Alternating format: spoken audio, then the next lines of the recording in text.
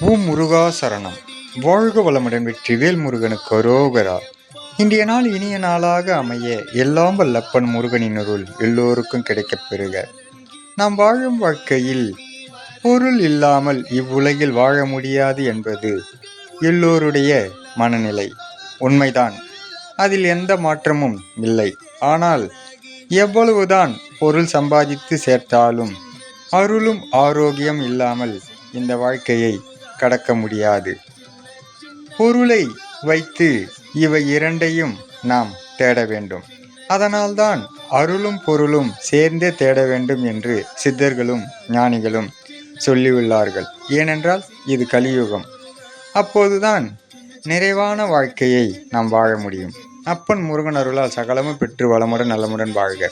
ஓம் முருகா சரணம். வெற்றிவேல் முருகனுக்கு அரோகரா. வீரவேல் முருகனுக்கு அரோகரா. முருகனின் மகன் ரவி முருகன்.